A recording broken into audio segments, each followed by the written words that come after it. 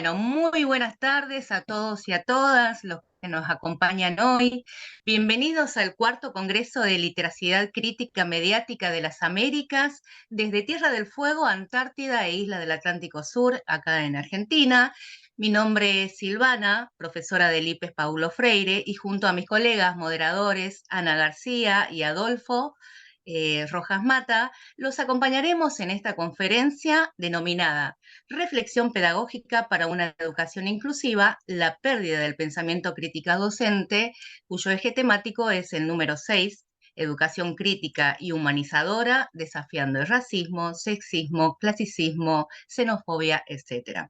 Agradecemos a toda la participación y los invitamos a interactuar a través de los canales de el Facebook, ¿no? Estamos a través, o bien a través de la sala de Zoom.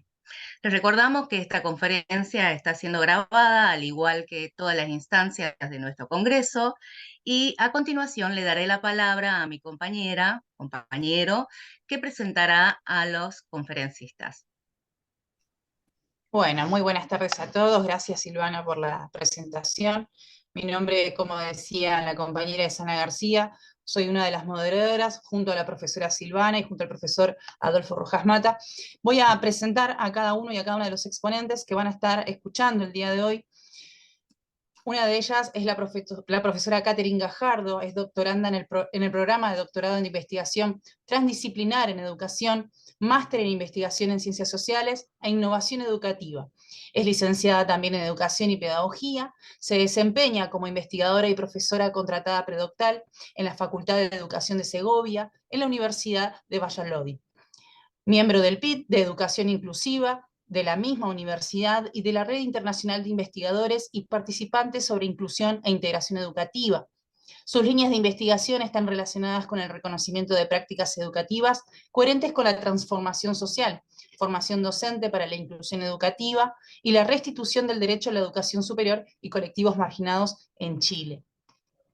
Otra de nuestras compañeras exponentes es la profesora Ana Fabiola Mesa Cortés, también doctoranda en el programa de doctorado en investigación transdisciplinar en educación, máster en investigación aplicada a la educación, licenciada en educación especial y psicología.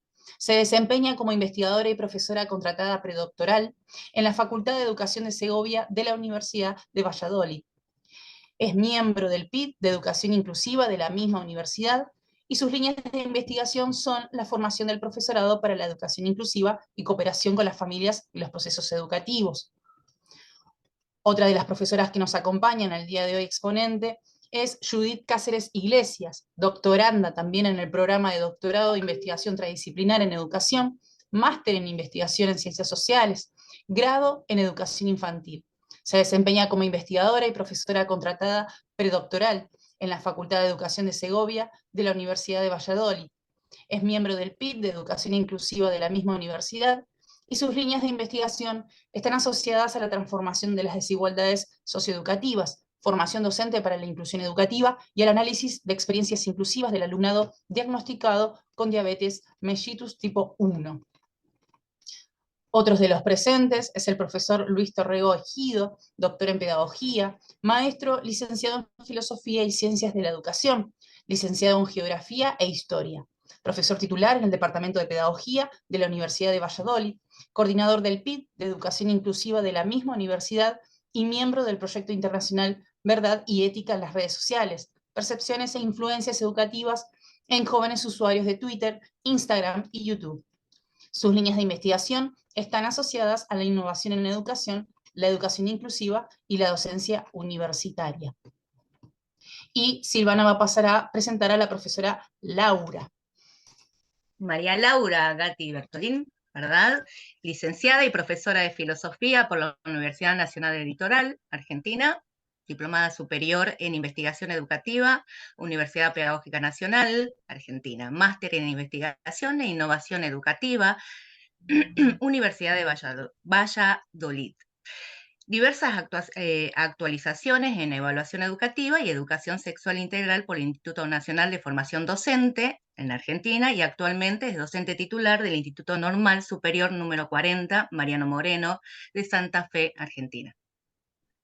No sé si hay alguien que quedó sin presentar, me parece que estamos. Creo que estamos. Estamos Muy todos. bien. Muchas gracias. Perfecto. Bueno, profesoras, profesores, los invitamos a desarrollar. Obviamente vamos a respetar la dinámica que hayan prepautado, sí, son muchos, son muchas, así que vamos a darle ya el tiempo para que puedan exponer su temática del día de hoy. Muchas gracias. Voy a iniciar yo la presentación, pero esto es un panel, entonces más adelante vamos a cada uno a hablar de este tema. Y bueno, hay algunas que preparamos un poco más y otros que van a opinar directamente lo que preparamos, así que eso va a ir directamente en esta presentación. Muchas gracias por las presentaciones, súper largas. Para más adelante vamos a utilizar este tiempo más para las reflexiones, ¿cierto? Nos lo vamos a replantear. Tenemos una diapositiva, así que la voy a presentar. Aquí está. Como pueden ver, esta es nuestra presentación. Se llama Reflexión Pedagógica para una Educación Inclusiva, la pérdida del pensamiento crítico docente. Acá todas las personas que mencionaron. ¿Y qué nos une? ¿Por qué somos tantos y por qué estamos aquí? Es porque todos participamos en el HIT de Educación Inclusiva y Formación en la Práctica de la Universidad de Valladolid en el campus Segovia. Y desde hace tiempo venimos haciendo una serie de actividades para difundir y para trabajar con maestros y maestras para fortalecer la inclusión educativa en contextos de escuelas, escuelas rurales de la provincia de Segovia, pero también en otras partes en otras latitudes. Por ejemplo, Laura está en Argentina trabajando lo de inclusión educativa y yo también con algunos proyectos en Chile.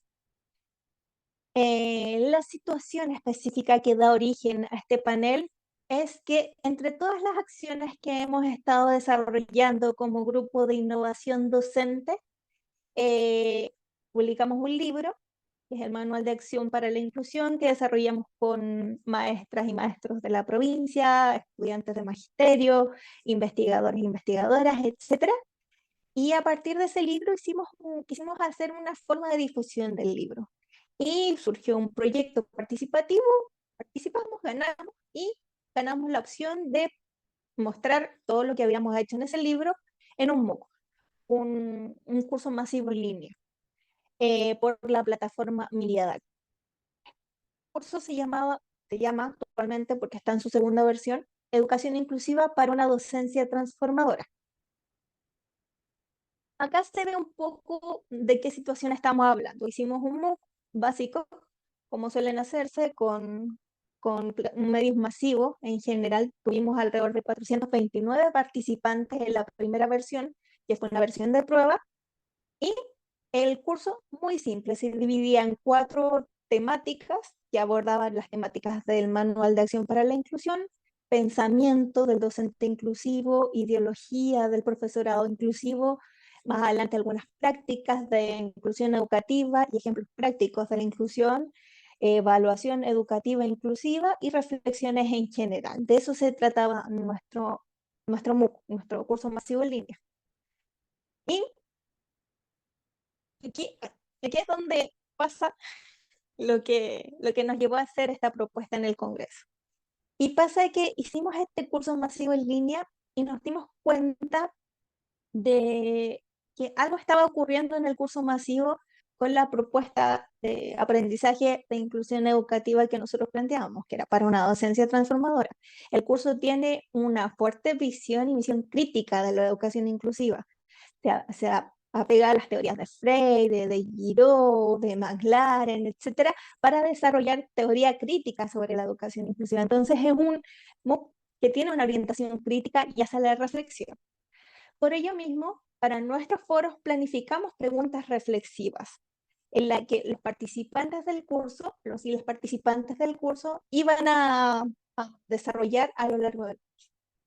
El curso tenía actividades obligatorias que eran muy simples, eran test, muy rapiditos, no buscábamos hacer nada muy difícil, y tenía un foro, el cual no era obligatorio. O sea, cada módulo temático, dijimos que éramos 4, cada módulo temático tenía un foro con una pregunta reflexiva sobre el contenido, sobre lo que tratábamos en dicho foro, o sea, en dicho curso. ¿Y qué sucede? No era obligatorio. ¿Qué sucede? Llegaron muchas respuestas a ese foro. ¿Y qué sucede? Nosotras corregimos, o sea, nosotros revisamos y leímos cada una de las respuestas que se dieron en esos foros de participación y nos dimos cuenta de algo que nos llamó mucho la atención. Acá hay una diapositiva que tiene mucho texto, pero quiero recalcar, porque nos sirve, nos es útil para poder tratar qué fue lo que nosotras nos dimos cuenta al corregir estos foros. Y es que dentro de nuestros foros se repetían patrones de respuesta que tenían 3 tipos de respuesta principalmente, si se pueden agrupar. Las primeras respuestas originadas por inteligencia artificial, ChatGPT, otras respuestas que eran muy simples y muy cortas o no respondían directamente a las preguntas. Por ejemplo, aquí hay un foro que dice, en este foro está dedicado a que reflexiones sobre tu propia formación en educación inclusiva y cómo has aprendido de ella. ¿Has tenido alguna experiencia formativa en esta temática? Esa es la pregunta que se hace en el foro y la respuesta no se relaciona directamente con la pregunta, sino que se dedica a definir qué es la educación inclusiva. Nos llamó la atención y encontramos esto. Y es que muchos patrones de respuesta obedecían a la inteligencia artificial. Empezamos a leer más respuestas. Quiero que sepan que en total fueron alrededor de 120 por cada foro y fueron 4 foros, así que leímos bastantes respuestas y encontramos estos patrones. Respuestas copiadas y pegadas, cambiados algunos adjetivos, cambiado alguna palabrilla de ChatGPT, pero nada. Y nosotras nos preguntábamos también por qué sucedía esto, por qué está pasando esto. Si era un foro, el foro no era obligatorio para la certificación, no era obligatorio la participación en los foros para nada. De hecho, decíamos que era un foro que invitábamos a reflexionar porque es necesaria la reflexión para la inclusión educativa. Entonces, de eso nos dimos cuenta. Acá están los ejemplos. Por ejemplo, aquí una comparativa en el foro 0, ¿qué es para ti la educación inclusiva? Esa era la pregunta, me olvidó poner el título, pero como pueden ver, el patrón de respuesta es muy similar al que se da en, en la respuesta del foro en el ChatGPT. Entonces es así como nosotras nos reunimos como creadores y participantes también de este MOOC y nos hicimos la pregunta, ¿qué está sucediendo actualmente con el pensamiento docente y la reflexión pedagógica? Corresponde a uno de los pilares de la educación inclusiva. Entonces, voy a dejar esta pregunta abierta y voy a dejar de compartir para que nos veamos las caras.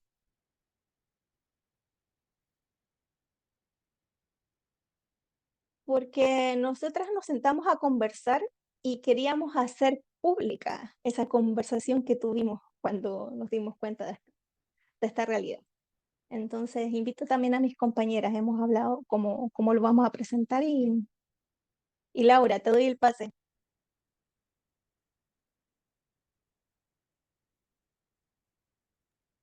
Bueno, buenas tardes a todos y a todas.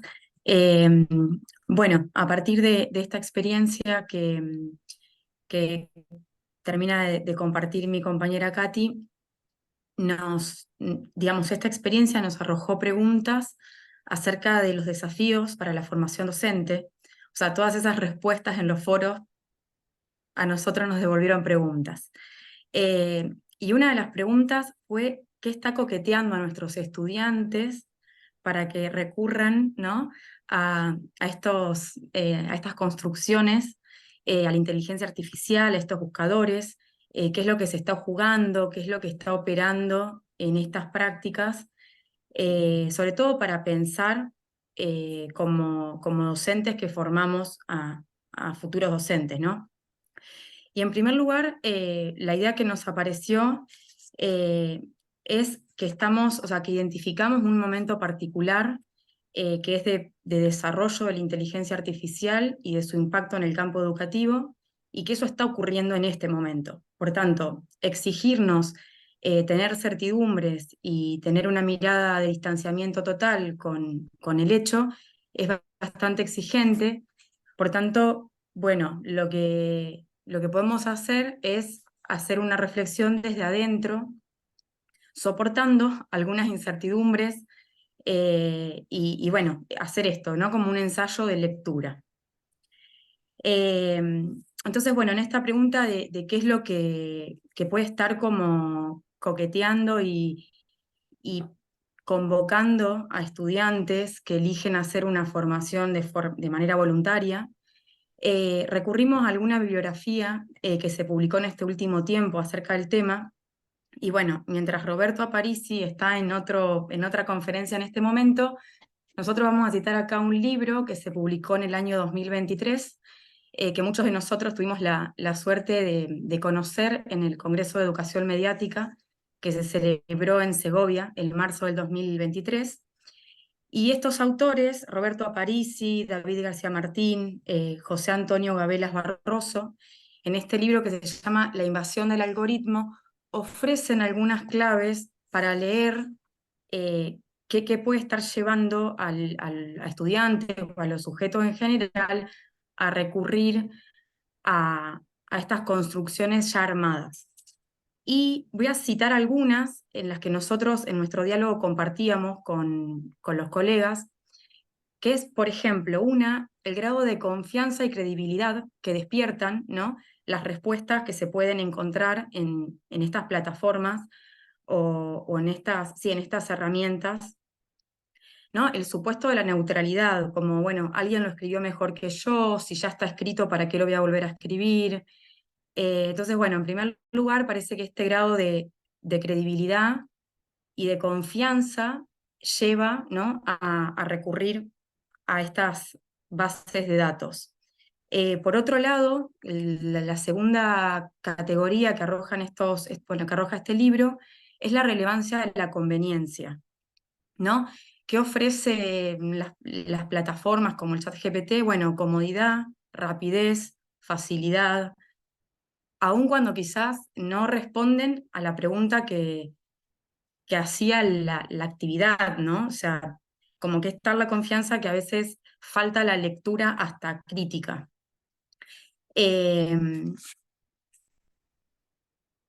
Bien, y el tercer punto que veíamos es esto de la versión personalizada que ofrece muchas veces la plataforma, que tiene que ver, claro, con nuestros patrones de búsqueda, esa hiperpersonalización, dicen los autores, y bueno, que en definitiva tiene varias consecuencias, como el bloqueo de la pluralidad, el condicionamiento de la libertad de expresión, el bloqueo del pensamiento, de la indagación de los propios intereses y de las propias búsquedas, ¿no? O sea, como que lo que ofrece posiblemente no tenga que ver con nuestros intereses, ni con nuestros gustos, ni con nuestras verdades, ni con nuestros contextos, pero aún así confiamos en eso que se ofrece.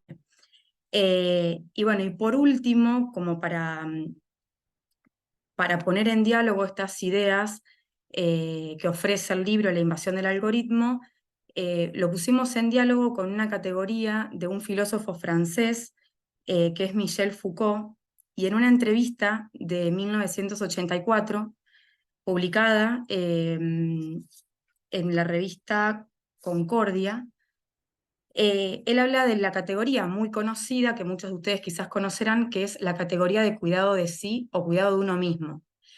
Y Foucault dice, bueno, durante muchos siglos hubo muchas instituciones que bloqueaban este cuidado de uno mismo.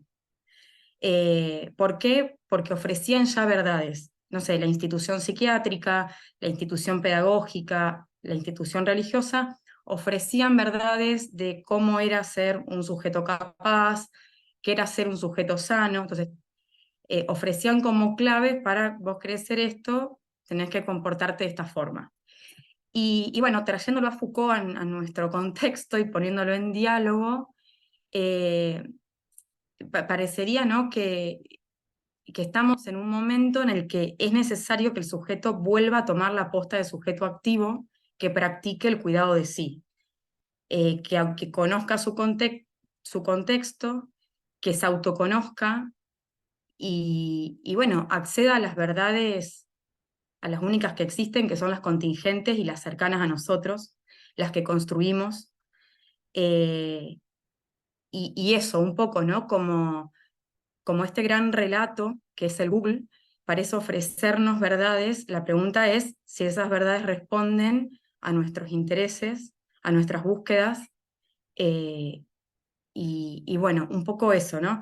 Dejamos ahí abierta este diálogo que tuvimos con nuestros compañeros, y entonces en este sentido formar para la crítica creemos que tiene que ver en algún punto con la alfabetización algorítmica, o sea, mostrar qué prácticas, qué evidencias, qué ideas, qué pensamientos están detrás del algoritmo, para romper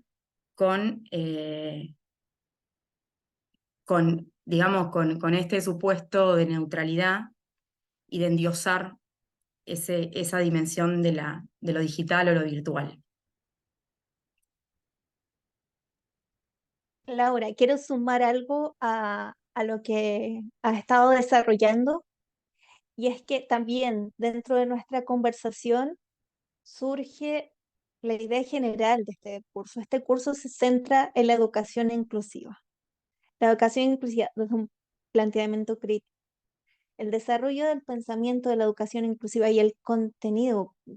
Me refiero a contenido, pero hablamos de algo un poco más profundo, porque lo que se trata del curso es enlazar con historias, realidades, pensamientos de docentes que buscan la educación inclusiva, desarrollar algunas ideas clave para lograr la educación inclusiva en contextos particulares, luego de la reflexión pedagógica que hace el lector participante, el lector, la lectora participante de esta formación. Es una formación dedicada a maestros, maestras, docentes en general y a estudiantes de magisterio. Es el perfil de las personas que participan. Eh, ¿Qué ha sucedido con el proceso de reflexión pedagógica? Relacionándolo también con la teoría de la educación inclusiva, que necesita de actitudes coherentes o sea, coherentes con la teoría de la educación inclusiva. Y eso se desarrolla mucho con tres elementos principalmente, que es el acceso a conocimiento reflexivo y teoría crítica y pedagógica, lecturas pedagógicas. También así como Laura trajo el libro, acá tenemos ay, me impide que se vea todo el fondo, los profesores como intelectuales de Henry Giraud, que también estábamos leyendo a la vez mientras sucedía esto, y el capítulo específico de la educación del profesor, cómo tiene que ser la educación del profesor, y en este aspecto el profesor tiene que tener acceso, o tiene que ser un intelectual de la transformación social. En educación inclusiva no sirve solamente un intelectual de la transformación social, sino que necesitamos que sea un revolucionario motivado por el amor, citando a Paulo Freire, un revolucionario que se motive a partir del amor, y todo lo anterior, que desarrolle posturas colaborativas para poder desarrollar las prácticas inclusivas. ¿Qué sucede? Que lo que señala Laura hace que la reflexión pedagógica no surja, no se dé, y estos medios de formación sean incoherentes con con el principio de la educación inclusiva. Bueno, invito a mis compañeras si quieren hablar sobre este tema. Ya lo habíamos hablado previamente, lo íbamos a replicar, así que bienvenidas. Buenos días, buenas tardes a todas las personas. Gracias por estar aquí. Bueno, al hilo de lo que acaban de decir mis dos compañeras, es cierto que ya habíamos dialogado sobre el tema, eh, pues en un intento de eso, ¿no? De reflexionar sobre nuestra propia práctica y sobre las vivencias y las experiencias que nos había aportado este MOOC que ha comentado al principio Katy. Y al hilo de lo que ha dicho Laura, citando a diferentes filósofos, como buena filósofa que ella es, a mí me han hecho reflexionar y pensaba, quizá todo esto pueda ser también, ¿no?, sobrecarga de trabajo. Porque, bueno, pues hoy en día, quien no tiene esa sobrecarga laboral, que quizá también llega a ser una sobrecarga a nivel emocional, se podría decir. Y además, como acaba de comentar ahora mismo Katy, es que resulta que el perfil de estas personas que han contactado al foro es un perfil similar al de nosotras, ¿no? Pues profesoras o futuros o futuras docentes. Entonces, quizás si pensamos nosotros mismos, con nuestro propio alumnado, ¿qué nos pide el profe? Hay que hacerlo. No pensamos en nada más, no pensamos en lo que estamos haciendo, en cómo lo estamos haciendo, simplemente nos interesa saber qué es lo que quiere el profe, qué nos está pidiendo y cómo nos lo está pidiendo. Es más, al menos a nosotros aquí nos pasa cuando das alguna actividad un poquito abierta que requiere pensar o reflexionar, ya no, ya te dicen, no, pero ¿cómo lo hacemos? ¿Cuántas hojas? ¿Cuántas palabras? O sea, se preocupan mucho más por el formato que lo que pueda ser el contenido o incluso el pensamiento o por qué me piden esto, qué voy a aprender con esto. No nos centramos en esto, que creo que todas estas cositas sí que llevarían hacia un pensamiento crítico o al menos reflexivo. Es que ni eso, nos quedamos como mucho más en la puntita del iceberg, ¿no? Que se podría decir. ¿Por qué pasa esto? Puede ser esa sobrecarga de trabajo y también un poco me quiero ir aquí a la meritocracia, a esto de yo he venido aquí porque necesito un certificado del Congreso. El Congreso no sé si me interesa o no, pero yo necesito un certificado. Entonces, vengo a por eso. Pues quizás el MOOC pueda ser algo similar, ¿no? Yo como docente necesito tener X cursos o yo como alumna necesito tener X cursos y necesito un certificado que garantice que yo he estado ahí, que lo he hecho. ¿He aprendido? Probablemente no. ¿Me ha servido de algo? Igual de algo, pero me da igual. La cosa aquí, que yo hablando esto con mis compañeras dijimos, evidentemente, esto de la meritocracia es así porque es que lo sufrimos nosotras mismas, ¿no? Sin embargo, descubrimos que, claro, estos foros resultan que eran una tarea obligatoria. No, era que, o sea, era que si la querías la hacías y si no querías, no, o sea, era voluntaria. Entonces, aquí ya sí que fue cuando nos sorprendimos más. Es decir, si tú, sin tú hacer estos cuestionarios, ibas a obtener el certificado del curso igual. Entonces, ¿para qué haces algo que es voluntario? Y para hacerlo, porque puede tener sentido que tú lo hagas porque quieres aprender, pero no, porque resulta que se lo he preguntado al chat GPT y lo meto. Entonces, ni reflexiono, como ha demostrado, ya no recuerdo si ha sido Laura o Katy, casi ni leo, y ha dicho lectura crítica. Y digo, no, no, si solo con lectura, o sea, hasta sin el adjetivo crítica nos hubiera servido, pero ni eso era copiar y pegar, ¿no? Entonces, aquí sí que dijimos, ostras, pues si no es por el certificado, quizás ya todo esto igual se nos está yendo un poco de las manos, ¿no? A ver qué nos cuenta sobre esto, Laura.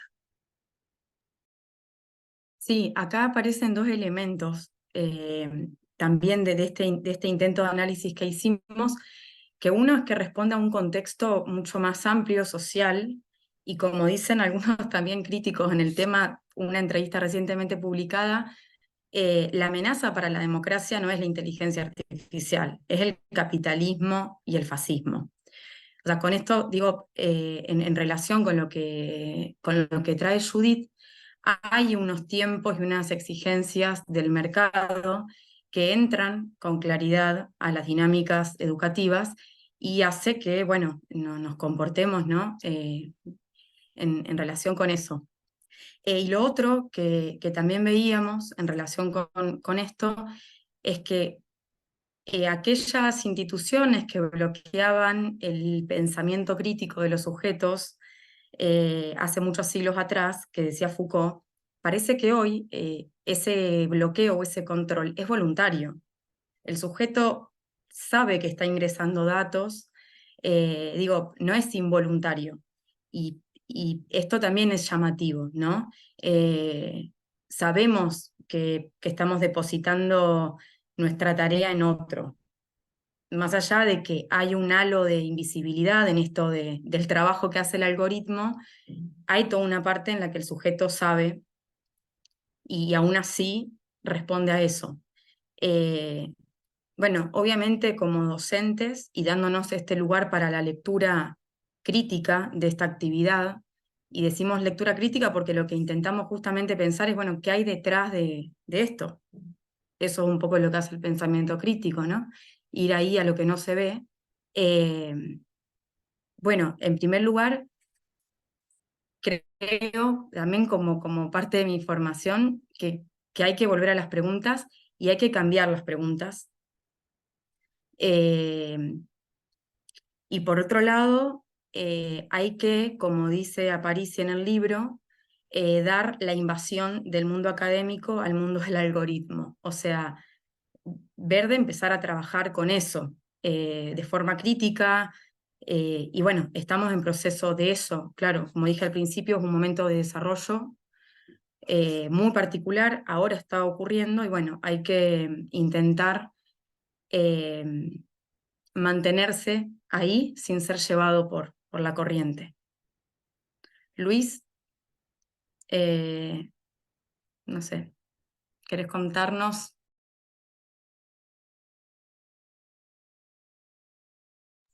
Tenía el micrófono cerrado, perdón, ¿eh? Hola, buenas tardes o buenas tardes desde aquí, ya que se nos está haciendo la noche en España. En realidad esto es un paso más que en sociología de la educación, claro, hay una corriente muy estudiada y muy analizada que es la del credencialismo, ¿no? Y claro, se manejan títulos educativos y se viola una ética principal, ¿no? Que es, bueno, pues la de el interés por aprender, ¿no? En realidad llegamos a una impostura esencial. Esto, como antes señalaba Judith, está delante del pensamiento crítico, es la renuncia al propio pensamiento, ¿no?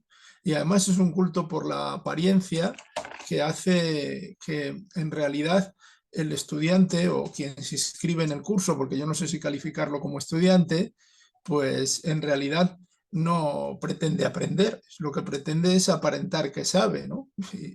En este caso, ¿no?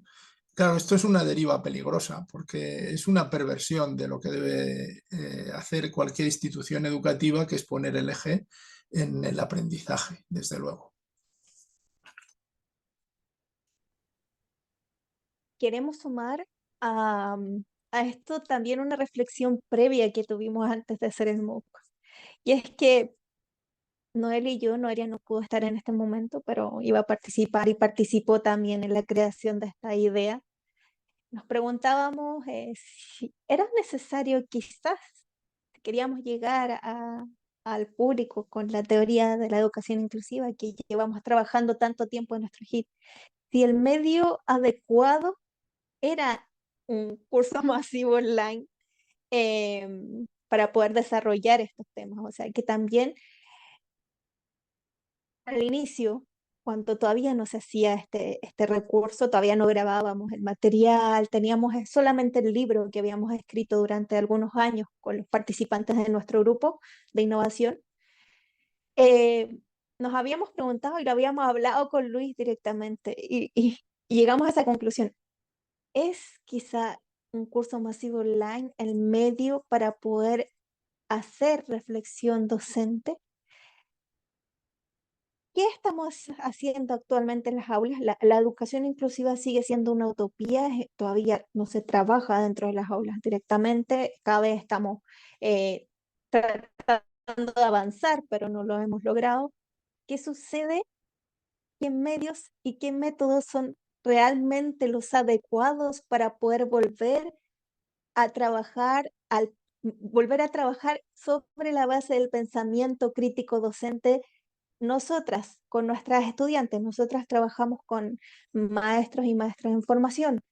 Entonces, ¿será el medio idóneo el curso masivo online para el trabajo con la educación inclusiva? Con Noelia decidimos arriesgarnos y hicimos el grupo, hicimos el MOOC, porque pensamos que el medio de difusión es increíble.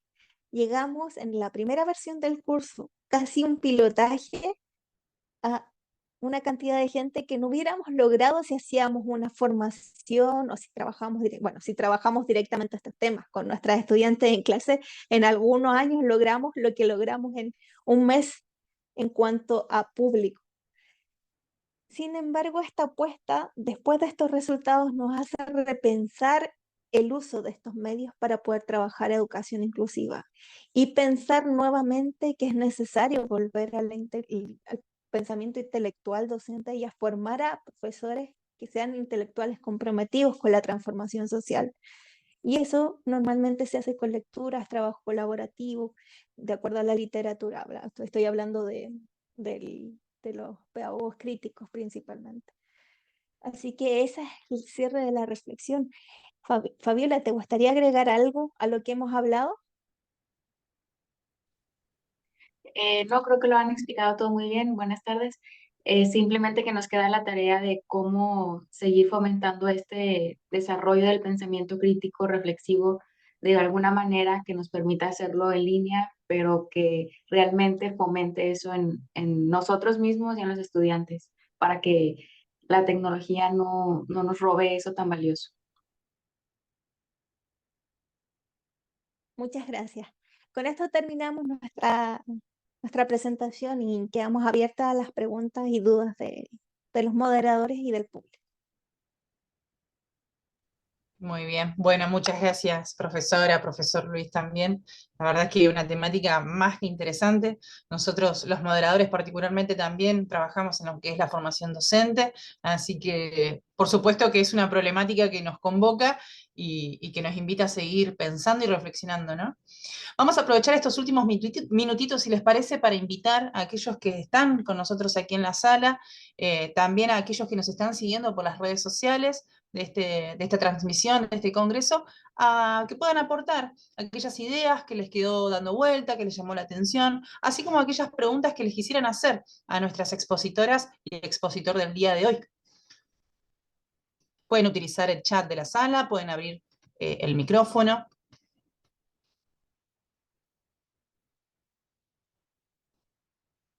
No sé, chicos, compañeros, si por ahí registraron algunas preguntas por fuera de la sala.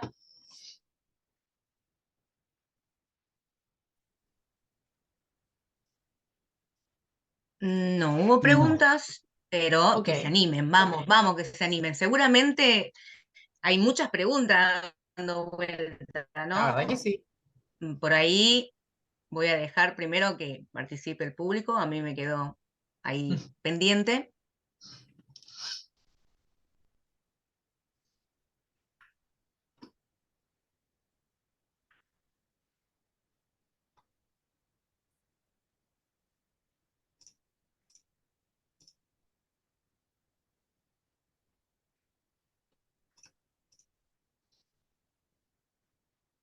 Nadie, tenemos varios participantes en la sala, che. Bueno, hasta ¿Estarán? que se ¿Ya? animen. Dale. ¿Qué tal, chicos? ¿Cómo están? Bueno, me quedó ahí pendiente esto de preguntarles básicamente qué medidas o qué se puede hacer para fomentar esta lectura crítica, este pensamiento crítico, ¿no? Que nos sucede a todos como docentes, como decía Anita, nosotros somos formadores también y estas cosas suceden en el aula constantemente. Si bien nosotros llevamos a la reflexión en relación a los trabajos que ellos presentan y algunas veces se nos escapa de las manos. ¿Qué medidas piensan ustedes que podríamos implementar, ¿no? Para llevarlos a la reflexión crítica que ustedes dicen y sobre todo relacionado a la educación inclusiva?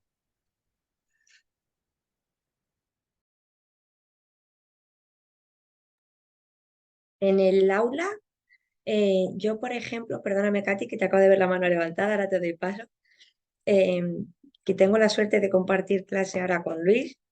Eh, Creo que las tertulias pedagógicas ayudan bastante, aunque debo decir que no es fácil porque en líneas generales les cuesta hablar, les cuesta leer, pero creo que es una manera buena para reflexionar y de hecho también me atrevería aquí sí a insertar la palabra, el adjetivo crítica, porque sí que aunque en un principio les cuesta muchísimo arrancar a hablar estamos leyendo ahora, por ejemplo, cartas a quien pretende enseñar y de Paulo Freire, y al final se van levantando las manos, ¿no? Y quizás la primera idea, bueno, pues es como un poquito más por encima, pero hay muchas veces que yo siento que sí consiguen analizar la situación, el contexto, llegan a pensar en ellas mismas, incluso son capaces de lo que han leído, eh, orientarlo hacia lo que les ha pasado. Entonces creo que al final eso es una reflexión que están haciendo de lo que dijo Paulo Freire hace un montón de tiempo. Son capaces de hilarlo con su propia experiencia o sus propias vivencias, o porque mi mamá, o porque mi amiga, o bueno, pues al final lo hilan e incluso luego son capaces de hacer algo crítico, ¿no? Tener su propia idea y decir, ¿y por qué esto en mi colegio no pasaba? ¿O cómo a mi compañero le hacían tal?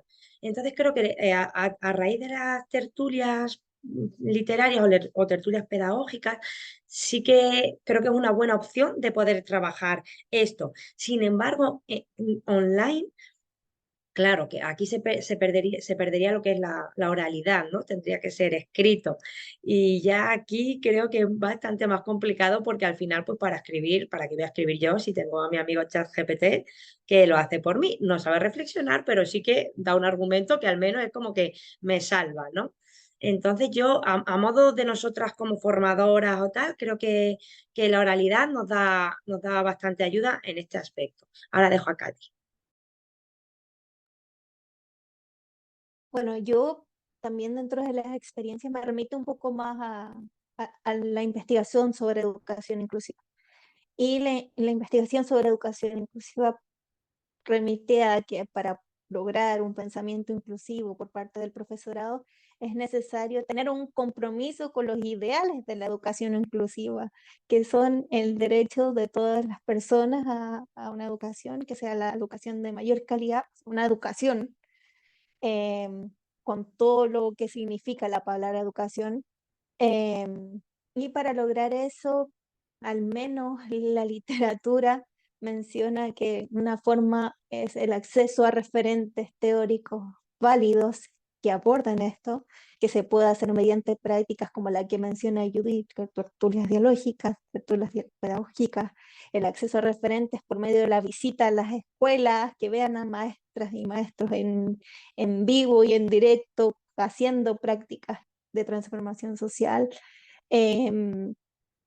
También tiene una parte también que es afectiva, que es rehuir eso que socialmente se nos ha quitado del profesor como esta persona objetiva que no tiene sentimientos ni corazón, sino que sentir al estudiantado, querer al estudiantado, fortalecer el amor al estudiantado, al niño y la niña.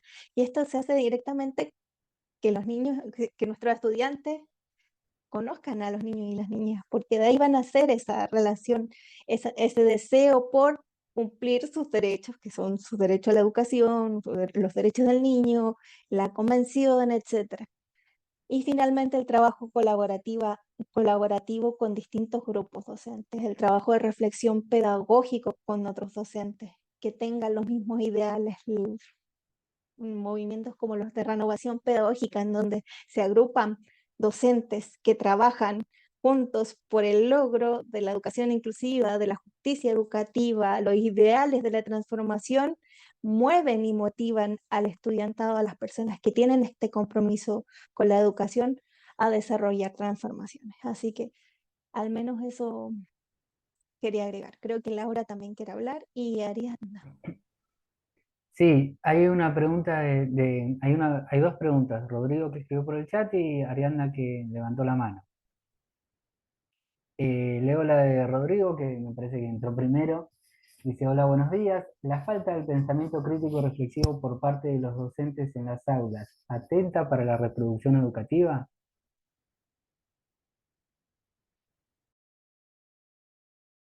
Eh, bueno, yo quería agregar algo a lo de mis compañeras que va en línea, que creo que el diálogo es una de las herramientas más antiguas que tenemos y es al menos la que no ha perdido el valor para generar pensamiento crítico.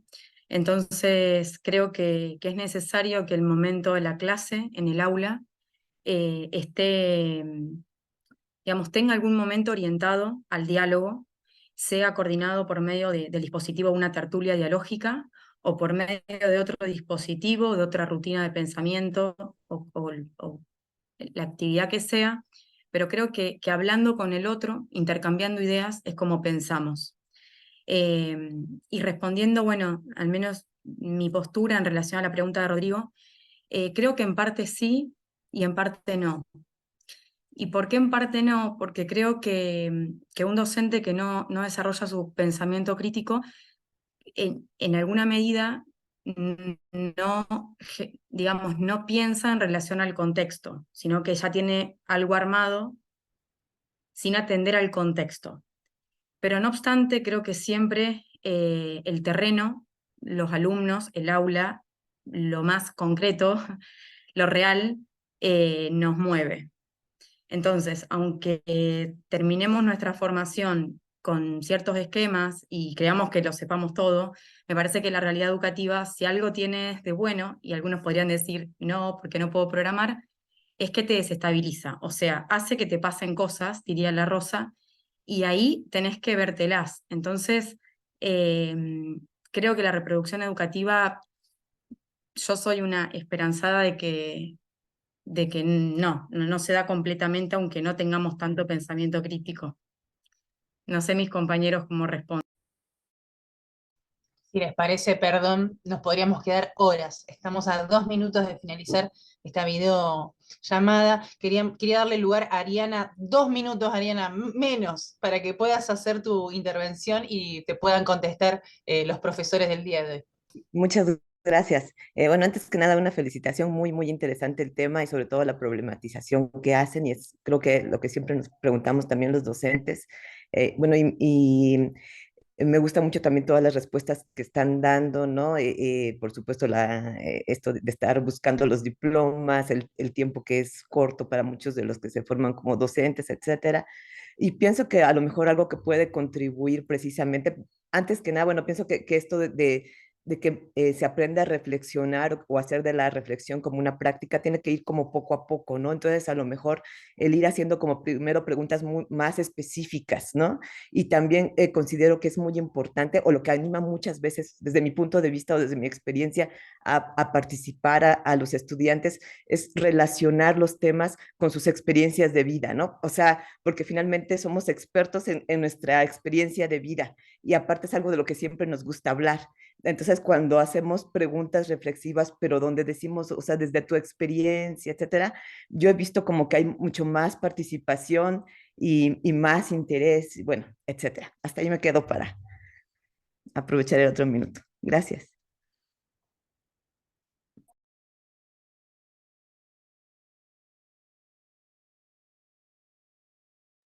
Gracias, Ariadna. Sí, es verdad. Pero trabajar poco a poco, si nos quedamos en trabajar poco a poco, vamos avanzando. La idea es que trabajemos poco a poco con los niños y las niñas pequeños para que luego cuando seamos mayores, lleguemos a pensamientos más profundos. Y sucede que al menos en el sistema educativo eso no es una norma general. Tampoco, o sea, seamos como Laura, que nos lo reconoce a veces, que nos ponemos a hablar de esto y tenemos que ser unos esperanzados. O sea que si no tenemos esperanza no podemos transformar el mundo. Así que eso yo creo que ya estamos, Silvana. Muchas gracias. Sí, perfecto, perfecto. Me quedo con esto, ¿no? Si no tenemos esperanza, ¿qué?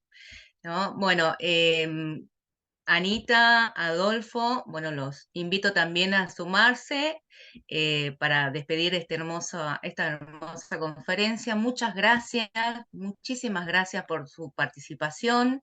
Los invitamos a seguir en las otras mesas que siguen posteriormente. Bueno, los dejo a Adolfo, Anita, para despedirse. Muchas gracias nuevamente. Muchísimas gracias, la verdad que en muy poquitos minutos es muy profundo todo lo que uno se lleva para seguir pensando y apostar a la esperanza. Me quedé con una idea, una frase que se me ocurrió escuchando a los disertantes, que es en un contexto, digamos, donde estamos tan locos y atareados por encontrar respuestas, me parece que lo que tenemos que empezar a restituir es el amor por la pregunta, ¿no? Que es lo que por ahí nos cuesta más, ¿no? A veces. Así que muchísimas gracias, me llevo mucho para pensar y muchísimas gracias por el espacio. ¿Sí? La verdad que increíble. Siguiendo a lo que dice Adolfo, sí, el amor por la pregunta, y yo me llevo una pregunta que la verdad a mí me deja replanteando mucho de lo problemático que se me presentó a mí como docente, que es, ¿hay estudiantes? ¿No? Un poco lo que dijo Luis, que fue escueto, pero fue al hueso, ¿no? Como decimos acá. ¿Hay estudiantes hoy?